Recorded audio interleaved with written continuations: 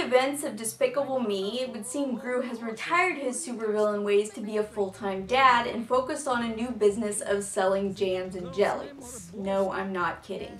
However, when a new villain steals a top-secret science facility where a serum that creates invincible mutants is being made, an organization known as the Anti-Villain League, or AVL, kidnaps Gru to enlist his help in finding the perpetrator behind the heist.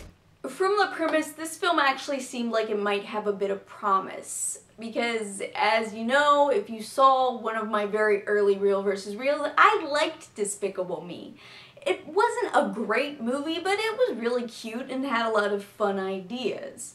Now, that being said, there were two things that concerned me right from the start with this movie. One was that Gru was no longer a villain, which is one of the things that gave the first film an edge, and two was there was an obvious love interest, which is so utterly predictable. So at best, I thought I would get more of the same, but without that edge.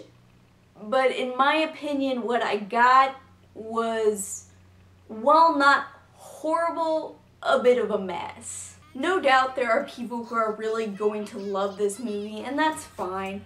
But for me, Despicable Me 2's only real strength is that most of its jokes work. For a lot of people, that may be enough, but the story aspect suffers. It introduces way too many elements and tries to juggle them all frantically while throwing out a bunch of jokes and 3D moments to distract from the fact that all of the things that worked pretty well in the first movie have kind of fallen flat here. The humor in this movie feels a lot more frantic and a bit more absurd, and because of the way it's implemented, I feel that the relationships especially suffer. One of the things that I felt worked really well in the first Despicable Me was the relationship between Gru and the girls. And while there are a few standout moments in this movie, it doesn't feel as effective, mainly because they don't interact that much. And the same goes for Gru and Lucy. Their relationship develops what it seems like very quickly, and it feels quite rushed. As for the relationship between Lucy and the girls, it's almost non-existent, and this makes a sickeningly sweet scene towards the end feel horribly contrived. Having Gru work for the Anti-Villain League could have been a fun plot if more attention had been given to it, but honestly, that element of the film is pretty downplayed as well.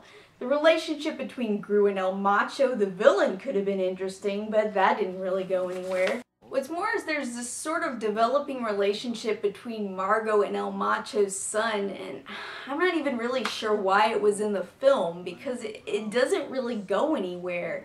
Once that plot point has run its course, that kid is gone. He's not in the movie again.